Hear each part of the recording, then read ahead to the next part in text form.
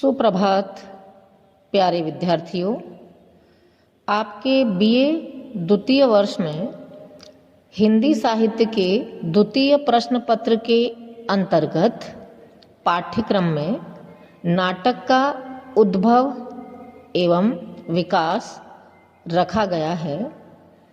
इसलिए पाठ्यक्रम को ध्यान में रखते हुए हमने आज की चर्चा का विषय चुना है नाटक का उद्भव। यानी आज हम नाटक के उद्भव पर जो है चर्चा करेंगे। सर्वप्रथम हम देखते हैं नाटक काव्य और गद्य का एक रूप है, जो रचना श्रवण द्वारा ही नहीं अपितु दृष्टि के द्वारा भी दर्शकों के हृदय में रसानुभूति करती है, उसे हम नाटक या दृश्य काव्य कहते हैं। इस तरह से जो है नाटक में श्रव्य काव्य से अधिक रमणीयता होती है। अब हम देखते हैं नाटक का उद्भव किस प्रकार हुआ। हिंदी नाटक साहित्य के उद्भव पर विद्वानों के विभिन्न मतभेद हैं। डॉक्टर दशरथ ओझा ने संवत 1289 ईस्वी में गाय सुकुमार रास को हिंदी का प्रथम उपलब्ध नाटक माना, यानी उन्होंने इस नाटक को स्वीकार किया। भारतेंदु जी के पिता गोपाल चंद ने एक नाटक लिखा था जिसका नाम था नहुष। 1814 ईस्वी में उनकी यानी गोपाल चंद की इस रचना को हिंदी का प्रथम नाटक स्वीकार किया भारतेंदु जी ने। भारतेंदु काल से ही नाटक का उद्भव माना जाता है। आचार्य रामचंद्र शुक्ल जी ने विश्वनाथ सिंह द्वारा रचित नाटक आनंद रघुनंदन को हिंदी का प्रथम मौलिक नाटक स्वीकार किया। इस तरह बहुत से विद्वानों ने अलग अलग अपने अपने अनुसार विभिन्न मत दिए। सन 1850 से अब तक के नाटक साहित्य के विकास को 4 भागों में विभक्त किया गया है। अब हम देखते हैं कि वे 4 भाग कौन से हैं। तो जिनमें हम सर्वप्रथम देखते हैं भारतेंदु युग 1850 से 1900 तक। नंबर 2 पर है संधि युग 1901 से 1920 तक। 3 प्रसाद युग 1921 से 1936 तक। 4 प्रसादोत्तर युग 1937 से अब तक। इस तरह से जो है भारतेंदु युग, संधि युग, प्रसाद युग और प्रसादोत्तर, ये 4 भागों में जो है नाटक के विकास को जो है विभाजित किया गया है। अब हम देखते हैं नाटक की उत्पत्ति के संबंध में भी जो है 4 बातों को स्वीकार किया जाता है कि नाटक की उत्पत्ति में ये 4 बातें जो है अति आवश्यक हैं। ये 4 बातें हैं: 1 अनुकरण की प्रवृत्ति, 2 पारस्परिक परिचय द्वारा आत्मविस्तार की प्रवृत्ति, आगे है 3 नंबर पर जाति या समुदाय की रक्षा करने की प्रवृत्ति, और अंतिम है 4 नंबर पर आत्माभिव्यक्ति की प्रवृत्ति। अब हम अपने विषय पर आगे और बढ़ते हुए देखते हैं कि नाटक का उद्भव कैसे हुआ, जिसमें जो 4 बातें आवश्यक हैं उनमें हम सर्वप्रथम अनुकरण शब्द पर ही जो है चर्चा करेंगे कि अनुकरण की प्रवृत्ति से पूर्व जो है अनुकरण क्या है, इसको समझना भी हमारे लिए आवश्यक है। अनुकरण यह यूनानी शब्द है। अंग्रेजी में इमिटेशन इसको कहते हैं। यह अंग्रेजी से रूपांतरण होकर आया है। अगर हम अनुकरण का अर्थ देखें तो अनुकरण का अर्थ होता है किसी भी चीज की नकल करना, या फिर कह सकते हैं कॉपी करना या प्रतिछाया। पहले इस अर्थ में यह प्रयुक्त होता था, लेकिन अब इसका तात्पर्य है अभ्यास। अभ्यास के लिए लेखकों और कवियों को उपलब्ध उत्कृष्ट रचनाओं का अध्ययन एवं अनुकरण करना। अरस्तु का अनुकरण सिद्धांत भी इसी अनुकरण के अंतर्गत हम रखते हैं। आगे देखते हैं अनुकरण की प्रवृत्ति। नाटक क्या होता है? तो ये स्पष्ट है कि वह नकल है और उसमें हमको दिखाई देती है उसकी प्रतिछाया। अनुकरण के पश्चात अब हम दूसरे बिंदु पर आते हैं, वह है पारस्परिक परिचय। आमने सामने खड़े होकर नाटक दिखाते हैं, ये बात भी सत्य है। अपने मनोभावों को व्यक्त करना रंगमंच पर दिखाया जाता है। नाटक में दृश्य एवं श्रव्य दोनों ही गुण होते हैं, इसलिए नाटक को सबसे बड़ा माना जाता है। यदि इसका जो है नाटक को हम रंगमंच पर दिखाते हैं, मनोभाव भी उसमें व्यक्त हो रहे हैं, तो इसमें किसी भी प्रकार का यह संदेह नहीं कि पारस्परिक परिचय नहीं होगा। आपस में पारस्परिक परिचय जो है होगा ही, और उसके बिना यह प्रणाली संभव भी नहीं है। आगे देखते हैं जाति या समुदाय की रक्षा करने की प्रवृत्ति। भारतेंदु हरिश्चंद्र एवं जयशंकर प्रसाद के नाटकों में ऐसे ऐतिहासिक नाटक मिलेंगे जिसमें जाति या समुदाय को उत्साहित करने का रूप मिलता है।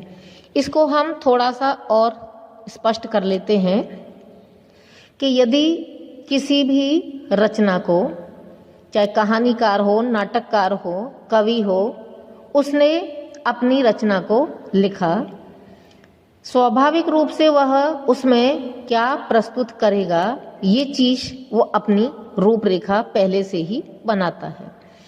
बनाने के पश्चात जो है वो रचना उसने लिखी है या जिसकी रचना की है, उसका संबंध किसी न किसी रूप में किसी विशिष्ट जाति या समुदाय के लिए इसमें किसी भी प्रकार का कोई संदेश दिया गया है, जिससे कि उसमें एक नवीनता का भाव जो है समाहित हो। तो इसलिए क्या है कि जब भी नाटक लिखे जाएं तो उन्होंने यहाँ पर जो है ये बिंदु आवश्यक माना कि जाति या समुदाय की रक्षा करने की प्रवृत्ति, जिससे जो है कि हमारे लेखन की एक महत्ता जो है उच्च श्रेणी से प्रतिपादित हो कि ये अत्यधिक उपयोगी है। तो इसमें भारतेंदु हरिश्चंद्र और जयशंकर प्रसाद के कुछ ऐसे ऐतिहासिक नाटक हैं कि जिनमें इस पहलू को जो है यानी इस विशेषता को रखा गया है, इस बिंदु को जो है। आगे देखते हैं हम आत्माभिव्यक्ति। विचारों का प्रकाशन व्यक्ति के समायोजन के लिए मनोवैज्ञानिकों को मुख्य साधन माना है। कौन सा व्यक्ति किस प्रकार का है, यह बात जो है एक मनोवैज्ञानिक बहुत सरलता के साथ जो है बता सकता है कि उसकी मनोवृत्ति किस प्रकार की है। अभिव्यक्ति में एक आत्मा है और दूसरी अभिव्यक्ति यानी दोनों है। अभिव्यक्ति का अभिप्राय है जो आप हैं वह दिखाना। आत्म यानी सोल, सोल इसके द्वारा मनुष्य अपने मनोभावों को प्रकाशित करता है तथा अपनी भावनाओं को साथ साथ रूप भी देने का कार्य करता है। कोई भी लेखक जब रचना करता है तो वह उसकी अभिव्यक्ति ही होती है, यह भी स्पष्ट ही है। भारतीय नाटक को लेकर बहुत से विद्वानों के अलग अलग मतभेद हैं और विद्वान भी बहुत हैं, लेकिन मैंने यहाँ पर जो है कुछ ही गिने चुने विद्वानों को लिया है। तो हम उन विद्वानों को देखते हैं जिनको हमने चुना है। सर्वप्रथम हम देखते हैं डॉक्टर रिजले, इनका क्या कहना है नाटक के संबंध में जो है। डॉक्टर रिजले का मत है कि नाटक का उद्भव मृत वीरों की पूजा से हुआ है, क्योंकि कोई भी जैसे सैनिक शहीद हो जाता है तो कहते हैं वह वीर गति को प्राप्त हो गया। प्रारंभिक काल में मृत आत्माओं की प्रसन्नता के लिए गीत, नाटक आदि का आयोजन किया जाता था, उनकी याद में एवं उनकी आत्मसंतुष्टि के भाव से, और एक प्रकार से जो है उनके उस दिन को भी जो है हम इस गान और नाटक के माध्यम से जो है हम याद कर लेते थे और हमारी सारी स्मृतियां जो हैं फिर से पुनः आकर के पूर्व रूप में जो है खड़ी हो जाती हैं। इसलिए जो है उस समय पर जो है कहा जाता है कि रिजले ने ऐसा माना कि ये उनके लिए किया जाता था, मृत जो है वीरों की पूजा के लिए। दूसरे हैं प्रोफेसर कॉने और प्रोफेसर हिलेब्रा। ये दोनों ही जो हैं प्रोफेसर कॉने और प्रोफेसर हिलेब्रा, इन दोनों का मानना एक ही है, ये एक ही विचारधारा से सहमत हैं। दोनों का मानना है कि भारतीय नाटक का उद्भव लौकिक व सामाजिक उत्सवों से ये मानते हैं। हम देखते हैं कि लौकिक क्या है, जो इस जगत में है वह सब कुछ लौकिक है। अलौकिक जो इस जगत से परे है उसे हम अलौकिक के अंतर्गत रखते हैं। जब कोई उत्सव होता है तो स्टेज पर कोई प्रस्तुतिकरण देता है, उससे नाटक का उद्भव हुआ, यानी कोई भी आयोजन किया गया और हम उत्सवों को भी क्या है कि उस रूप में श्रेष्ठता प्रदान करने के लिए, आनंद प्रदान करने के लिए हम विभिन्न आयोजनों को करते हैं। और यदि ऐसा आयोजन किया जाए कि स्टेज पर कोई प्रस्तुतिकरण देता है तो ये जो बिंदु है वह नाटक के उद्भव से संबंधित ही माना जाता है। आगे देखते हैं डॉक्टर पिशेल। पिशेल का कहना है भारतीय नाटकों का मूल लौकिक आधार मानते हुए वे कहते हैं कि भारतीय नाटक का उद्भव कठपुतली के नाच से हुआ है। उनका क्या मानना है कि नाटक का उद्भव कठपुतली के नाच से हुआ है, क्योंकि पहले रंगमंच के लिए कठपुतली की रचना की जाती थी। जिस तरह का स्क्रिप्ट मिला है वैसे ही रूप में उसी स्क्रिप्ट के अनुसार कठपुतली को बना करके तैयार किया जाता था। पर्दे के पीछे से कोई व्यक्ति जो है उसके संवाद बोलता था, यानी संवाद बोले जाते थे, और आगे ठीक उसी रूप में ही जो है उस कठपुतली के द्वारा जो है नृत्य कराया जाता था, तो यह कठपुतली से जो है इसकी जो है स्थिति को जोड़ करके जो है डॉक्टर पिशेले ने जो है स्पष्ट किया है। डॉक्टर पिशेल के पश्चात अब हम देखते हैं भरत मुनि कि भरत मुनि के क्या विचार हैं। नाट्य शास्त्र में इनको सबसे बड़ा माना जाता है। भरत मुनि ने अपने नाट्य शास्त्र में एक घटना का उल्लेख किया कि देवताओं के प्रार्थना करने पर ब्रह्मा जी ने ऋग्वेद से पाठ, सामवेद से गान, यजुर्वेद से अभिनय एवं अथर्ववेद से रस लेकर पांचवें वेद के रूप में नाट्य वेद की रचना की।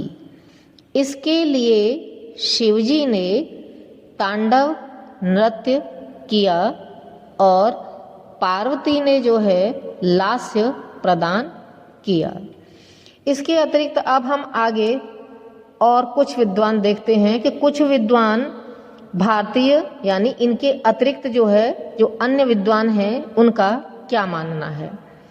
तो कुछ विद्वानों का मानना है कि भारतीय नाटक को यूनानी नाट्य कला की देन मानते हैं। यूनान ने भारत पर आक्रमण किया जब वे अपनी कला संस्कृति को छोड़ा तो नाटक का उद्भव हुआ, ऐसा माना। लेकिन यह मत उचित प्रतीत नहीं होता। भारत में नाटकों का प्रचलन यूनान के पहले से ही हो चुका था, यूनान के संपर्क से नहीं हुआ। यदि पूर्व में ही हो गया तो फिर हम ये बात किस प्रकार से स्वीकार कर सकते हैं कि इसका संबंध यूनानियों से जुड़ा हुआ है। क्योंकि वाल्मीकि ने रामायण में अयोध्या की प्रशंसा करते हुए अनेक नट और नर्तकी के निवास का वर्णन किया है। यदि आपको यानी हमें रामायण में नाटक के गुण मिलते हैं तो हम इस बात को कैसे कह सकते हैं कि यूनानी के संपर्क में आने से भारत में नाटक का उद्भव हुआ। यह कभी भी नहीं हो सकता। हरिवंश पुराण में राम जन्म आदि नाटकों के खेले जाने का वर्णन भी हमें मिलता है। इस तरह यदि हम देखते हैं तो भारतीय नाट्य कला बहुत ही प्राचीन है। साथ साथ यह भी बिल्कुल स्पष्ट और निश्चित हो जाता है कि इसका विकास यूनानियों से पहले हो चुका था। उन्होंने भारतीय संस्कृति को सीखा और यूनान में जाकर जब शो किया तो लगा कि यह सभ्यता तो यूनान में मिलती है, लेकिन वह जो प्राप्त की उन्होंने यूनानियों ने वो हमसे ही प्राप्त की और हमारी ही उस संस्कृति को वहाँ जाकर के उन्होंने शो किया और क्या लगने लगा कि ये पहले से ही वहाँ पर जो है प्रणाली जो थी उपलब्ध थी और ये यूनान से ही जो है इसका उद्भव माना जा सकता है। आगे हम अंग्रेजी विद्वान टॉनशायर के विचार देखते हैं कि उन्होंने इस संबंध में क्या कहा। अंग्रेजी विद्वान टॉनशायर ने ये बहुत ही स्पष्ट रूप से कहा कि ईश्वर और इंसान द्वारा जो कुछ भी संभव था वह भारत में हो चुका है। यदि हम टॉन शायर के इन विचारों को देखते हैं तो फिर कहने के लिए हमारे पास कुछ भी शेष नहीं रह जाता है, क्योंकि जब उन्होंने यही कह दिया कि ईश्वर ने इंसान द्वारा जो कुछ भी संभव था वो भारत में सब कुछ हो चुका, यानी कुछ भी फिर शेष नहीं बचा। प्राचीन महाकवि भास, इनकी जो है रचनाएं हैं प्रतिमा, पंचरात्र, स्वप्नवास दत्ता आदि सभी इसी श्रेणी में ही देखी जा सकती हैं। इसके अतिरिक्त और महान नाटक और उनकी रचनाएं भी आती हैं। महान नाटककार हम देखते हैं तो कालिदास, भवभूति, विशाख दत्त, ये भी एक महान नाटककारों की श्रेणी में ही आते हैं, यानी ये महान नाटककार हैं। इस तरह से जो है आज हमने इस व्याख्यान में हिंदी नाटक के यानी नाटक के उद्भव पर जो है आज हमने चर्चा की। आज के हम अपने इस व्याख्यान को जो है जो नाटक के उद्भव पर था उसको आज हम यहीं पर समाप्त करते हैं। धन्यवाद।